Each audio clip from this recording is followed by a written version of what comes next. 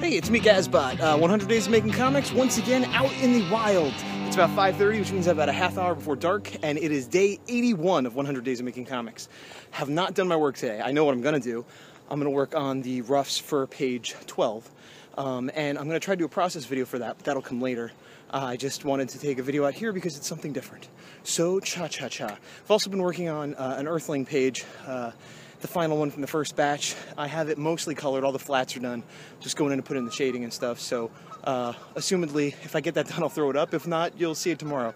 And I know when I put up stuff like the Earthling page or caricatures, I know that's not part of the 100 Days of Comics, but I originally did it because there'd be days when I was writing and I wanted to show something, so I just showed that I drew something even if it wasn't my project. And now it's just sort of like, well, it's part of my journey and you're along with me, so here you go. But meanwhile, I'm gonna ride my bike some more, so I'll talk to you guys later.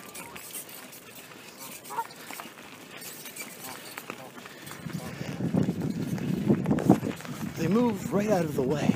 They're more polite than most human pedestrians. I don't know if you can see it that well, but there's a crane down there. Mostly white. More reference. Not as good as the thing I found last time, but it's a cool sort of super electric wire thing. It's probably giving me cancer right now, but I could see using this in my story currently as something that the military uses, like, you know, when Godzilla gets stuck in between the wires or something, or just in general. So yeah. There's a construction site with some backhoes and things. I don't know, you can see that one there. In this area there's more, and it's like areas are roped off, and it'd be pretty good for that first scene in the horror. If I didn't have my bike, I might just hop the fence and run over there. Also, I'm probably getting old to get busted for trespassing, but honestly, if I didn't have my bike, I still would probably do it. Don't trespass, kids. Only when you're over 18. I decided to take a different way back. I was about a half hour, 40 minutes from the house, and just instead of going on the path, went on a different path on the way back. And I ended up, yeah, next to the airport. That's the airport. And then there's traffic everywhere. And that's fine, I got a GPS, I can find my way home. But it did that thing where it's like, oh, it's almost dark. A second ago you needed sunglasses, now it's almost dark. So anyway, I might be lost in the wild of, you know, the airport. So I was a little lost, found my way. I'm going home a different way on roads, which I don't normally like to do if I could help it, especially at night. But I did see this, some kind of refinery something across the street, which basically completes the reference I had the other day for where I had this sort of railing where the people would go on. This could be the building. This is the building, and it's awesome because I got a picture. You probably can't see it too well. It's back here. But this is awesome because I'm using reference, but it's my own photo reference of specific buildings near me. Like, no one else is going to be using these as a reference, especially since I'm combining the two. But once again, an adventure and getting exercise and leaving my house is helping art. So, go! And I'm back. Certainly that was a harrowing experience and a thrilling adventure, but all's well that ends well. And here we are. As I said before, it is day 81 of 100 Days of Making Comics with me, Gazbot, working on the Horror A4, my comic, for at least 30 minutes a day. What did I do today? Well, other than have that bike adventure, I did not finish the colors on the Earthling page, which I had mentioned earlier. I got a lot done, but I did not finish it. I did a few other things I needed to take care of, nothing worth showing you. And I did work on the Horror A4 for a while. It was over an hour. I forget the exact time, but basically I decided to do a process video. And by that I mean not a sped up video, but a, like, hey, let me talk while I'm drawing. Which turned out to be not the best idea because I was working on the first panel of a new page, and it had a weird perspective shot, at least weird for me, and I spent over an hour just kind of getting that rough perspective in and going through all the insanity I go through. So what I'm going to do is, I'm going to put up a speed process video on this video, on the 100 Days of Comics video. I am still going to put up the other one because while it's not particularly impressive or instructive, it might be encouraging to people that also have problems with perspective. It might be interesting to hear me jabber while I work because I like to listen to that stuff while I work, but I don't think it's for everyone. So what I'm going to do is I'm going to put up the speed process in a second, but if you want to see the full one, which I'm going to put up after this, so if you look at this the second I put it up, it might not be live yet. But I'll put a link right here and also in the show notes. And if you follow that, it'll just take you to a second video that'll be in the art process playlist. It won't be part of the 100s playlist, and that will have the full live, well, recorded, but commentary of me doing that for those that are so inclined. Otherwise, I'm going to put the speed process video up right here. So I start off and bring the thumbnail in, blown up like normal, and then I go ahead and grab reference from another page to match up since it's in the Stansport tube. And there's the script I could look at to know what's going on. And then I go ahead and put in all the panel borders for the entire page. And I like to do this sort of thing, sort of the boring grunt work helps me get into the mood and get ready to do the real work. So then I started drawing Boots sitting on the chair, and I very quickly realized the perspective was weird and I was doing it wrong. So then I tried to put a horizon line and match it up to the horizon line and the vanishing point there. But then I realized everything I drew was wrong.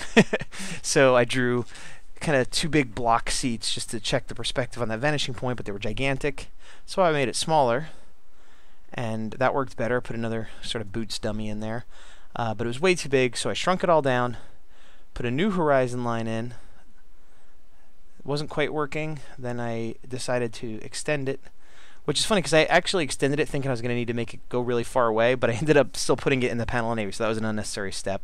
And here you can see I'm trying to match the inside of the Stansport car, tube car, for the page I did the other day, because I never actually did the design for this or laid it out. You know, like a blueprint or whatever. The only time I ever drew it is on this page here. So now I find myself matching to my previous roughs. And then I was happy with where I put the vanishing point and the horizon line. And so I started using that now to rebuild the kind of rough sketch with the seats and everything like that. And this doesn't look too bad at this speed, but when you consider this is just over an hour actual time, it's pretty crazy. And as I said before, if you're interested in watching the whole labor-intensive, horrible video with me talking about it, that is available. But it's tedious. And there's the pole, and then checking, again, perspective to see the windows and things over top, matching it with the other. I kept looking at the reference because, again, I've only drawn it once. I didn't really remember what it looked like, and it's not something that exists in real life, so I had to, look at my own picture over and over again. And I had drawn the window too big, so I was correcting it there is what was going on. And then I thought about drawing some extra background detail, decided against it.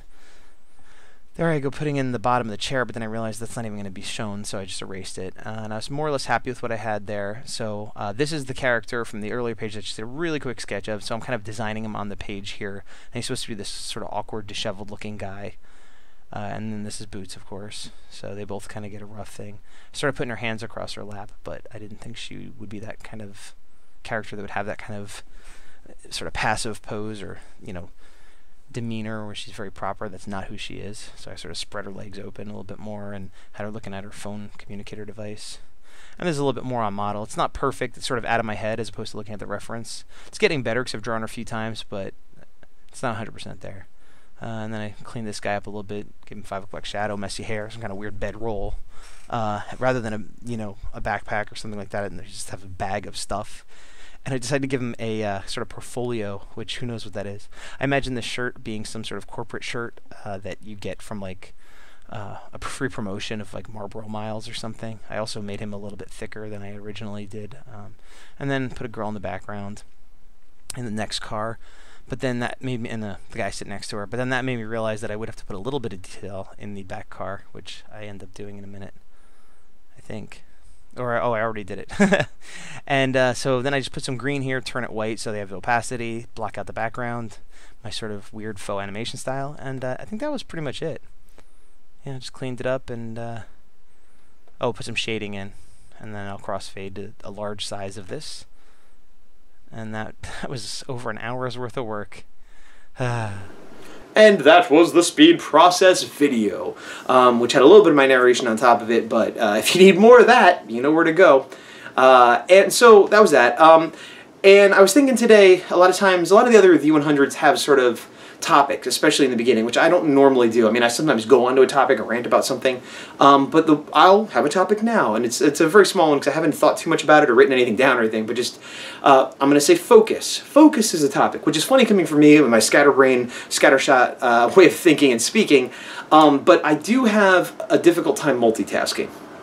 And I'm also one of those people that I'm of the opinion that when you're in an environment such as an office or whatever, and like it's like, oh, we want someone with strong multitasking skills. Like, I don't know that that's what everyone's supposed to have. I mean, certainly there are positions and situations in life when that is a good skill to have, and some people have it naturally, and that's great. But it seems to become this sort of this ubiquitous thing of like be able to juggle 15 things at once, balance all these plates, and I don't think that's always a good thing. And maybe again in business or you know, something a little less creative, it works better. And this isn't a judgment on people that have that kind of job. I'm just saying I know for myself, if I'm working on coloring, I would prefer in a perfect world to just get all that coloring done and then finish that page, then move on to something else. You know, or if I'm inking, or if I'm lettering, or if I'm working on some caricatures for someone, or if I have to clean the house. I'm the type of person that's like, I'm going to clean the house all day. That's what I'm doing today. I am going to letter these pages all day. That's what I'm going to do. You know, obviously take a break for lunch and you know, take a bike ride or something. But as far as the work, I have a hard time shifting gears, and I'm sure I'm not alone, between like, you know, oh, well, I was coloring for an hour, and then now I need to ink something for an hour, and oh, I got to do the laundry, and then I have to run to the food store. But when I get back, I have to make sure to respond to these emails, and that really messes me up, and it ends up wasting a lot more time because I'm like, wait, what was I supposed to do? Okay, let me check my list. Oh yeah, and then I spend 5 minutes getting ready to do the next thing, and then I do the next thing, and then 5 minutes getting back to whatever the first thing was, and then once I get to it, if it's a creative thing, sometimes I have to like, not in a, oh, I need to feel the art, but in a very real, like, wait, what was I doing? What brush was I using? What layer was I on? You know, so just the act of switching from one thing to another can cost me between 5 and 20 minutes of non-work, just the act of switching things. And I find that I can't get as invested and as deep into the thing as I'd like to when I have to keep switching things around. And this is especially problematic. I don't have that problem right now, luckily, but it's especially problematic when I have several clients that have like longer term things, even if it's a week, a month, whatever, but just anything that isn't like one single illustration done. And even in that case, they often want to see a rough, where I'll have like, let's say 3 or 4 projects, and one they're waiting on seeing the roughs, and the other they're waiting on seeing the colors, and the other one they want to have a phone meeting. And so I'm in a position where, okay, this thing might not be due for 2 months, but I have to do work on it to show them like the progress, and maybe I have a deadline of 2 months and it'll take me a week straight to do. I would rather wait and then do that week straight and be done, but I'm forced to then, okay, I put some work in just so I could show them the thing because they need a progress update or they need to approve a thing, and then I'm in a position of working on like a whole bunch of different stuff at once and various things, and I don't think it's the most conducive thing. Now, again, this is all stuff that we don't always have control over, but we do have control over our personal projects and our personal things. And again, not everyone works the same. I'm not judging anyone or telling anyone anything. I'm just going to speak from my own experience that I'm very much all over the place. There's a million projects I'd like to do. A million different comics I'd like to do, a million different animation projects I'd would like to do. I have ideas for live action stuff. You know, I had ideas for live action stuff before I started YouTubing. Now that I'm YouTubing, I'm even more like, oh, I should do this. You know, I have ideas for songs I want to write, and like all kinds of different creative things that aren't even necessarily all, you know, drawing art related. And I find it very difficult to focus because I also get bored, and if it's like I have some free time, I find myself less and less playing video games, less and less wanting to just spend hours watching TV. I mean, I still watch a lot of TV, don't get me wrong, but I can't do it all day like I used to, which I think is a good thing, but I get restless, and it's like, well, I worked on my thing for a few hours, oh, maybe I'll pick up the guitar and noodle around, maybe I'll, you know, which is good that I have a lot of interest, and it keeps me from ever being bored. I often say, I don't understand how people are bored. I'm never bored. Like, I don't have enough hours in the day ever. And even if I didn't have to work ever, I still don't have enough hours in the day to do all the things I'd like to do, to see all the things I'd like to see. It's just like, I don't understand that mindset. You know, if I didn't have to sleep and I didn't have to work, I would still not have enough time in my life to do and see everything I'd like to. And I'm not even talking about traveling the world. I could be living this exact same place the rest of my life, and just with the internet and my own creativity, you know, it's... Anyway, that's a tangent. Need to focus, remember? Focus. So, my point is that this 100 days has really helped me focus. I don't want to say this is the first time in my life I've ever focused, but I am focusing on just my comic, The Horror. And because of that, I see the progress bar moving really fast. And it kind of reminds me, if you ever transfer files or pictures or something, or download things, if you do one, it's like boo, boo, boo, boo, boo. But if you do 3, 4, 5 at a time, it's like slower. And sometimes you're like, oh, this is taking forever, let me cancel that one. And I feel like it's the same with creative projects, where if I give in to temptation and start working on some ideas I have for prints, and start writing scripts for some live action skits I want to do, and start working on this song I want to write, you know, a few seconds here or there, straight thought here or there, writing down a note, that's one thing. But if I start putting in actual effort to these things, the progress bar for The Horror, which right now is moving along at a pretty good clip, I mean, not as fast as I'd like, will slow. Even if I'm still putting in my half hour, my 2 hours a day, just my mental energy will be elsewhere. And it kind of reminds me of Yoda from Empire Strikes Back, where he's like, you know, never your mind is, ever your mind is. He's like, always looking to the future, always looking to the whatever. And it's good to look to the future, but he says, never your mind is on the present, on where you are and what you were doing. And now I'm paraphrasing, but that's true. If I'm working on the horror, I should be working on the horror, and I shouldn't be. And if I'm getting near the end of a project, think of another one. And again, having other ideas on the back burner, that's great. But I should be working on what I'm working on and not putting effort into other things. At least till I at least finish an issue, you know. And I feel like there's truth to this because this issue is getting, you know, really far along. I'm about halfway done with the rough, you know, layouts / loose pencils, whatever you want to call it, and it's as far away as I was in the beginning. There's like a light. I could see, you know, the end of this project in sight, to the point where it's like, well, it would be weird if I didn't finish now. Where most projects, it's like, well, I might not finish, and that might not go anywhere. Like, but I put so much time in a row that if I don't finish, it's going to be strange. It's going to be, what happened? Why didn't I finish? I was so there. And I feel like the only thing at this point, barring, you know, natural disaster, a family emergency, that kind of stuff, is if I say, oh, well, I'm going to start working on some new songs, make a new EP. Or, oh, I'm going to, you know, go work on that live action thing I want to do. Or, I better do a few prints, you know. So going back to the focus and the multitasking, while I am capable of doing the multitasking of the other things, I think in addition to splitting my time and adding that time in between when I'm switching, it takes my enthusiasm, my creativity. And if I don't do those things, it forces me to put it all in the project I'm working on right in front of me. And so I'm doing my best to do that with this. And you know, I don't know that I'll be able to do this for the rest of my life because I am kind of a scatterbrain, as many of us are, in terms of what interests me and what I want to do at any given moment. But the more we could focus, it might be very beneficial for getting things done of a higher quality and more quickly too. So that's my topic of focus, which is very strange coming from me, but you know, like I said, it's something I've been thinking about. The other thing is kind of related to focus, and I know a lot of artists are guilty of this, and not just artists, but like everybody's guilty of this. Talking about things before you do them, I feel like is a really bad idea. And I used to think, like, well, if you just tell an artist buddy or, like, you know, your girlfriend or your wife or somebody really close, that's not so bad. But I'm not talking about people ripping your ideas off. I am never somebody that's worried about stealing my ideas. I never understand that either. Like, the NDAs, people don't want you to see. Like, I want everyone to see my stuff. If you're working on something with me, show it to people. Talk about it. You know, I want everyone to look at it, and if they like it, maybe I'll get money later. I'm not worried about somebody stealing it, you know. And if they do steal it, they're not the kind of person that I want is going to support me anyway, so what difference does it make? And more to the point, if somebody's going to steal my idea, oh, they stole my character, they stole my thing. If they could take a nugget of something I created and do it better, well, you know, good for them. I mean, they might not feel so good about themselves, but also it's one of those things where, like, oh, I have a character and he can fly and shoot lasers. Well, you know what? There's probably a million other people that have that character. You know, not exactly the same, but you know, it's people that worry about putting their art up on Facebook and stuff. Like, I'm not saying the world is perfect and no one will steal from you, but the likelihood is so small. And if it was done by somebody big, you could sue them, and hey, free publicity. And if it's done by somebody small, then whatever. They're petty, and I have a million ideas. I'm not that worried about it. And again, the execution is everything. It's like when two movies come out at the same time, like Volcano, Dante's Peak, or something like that.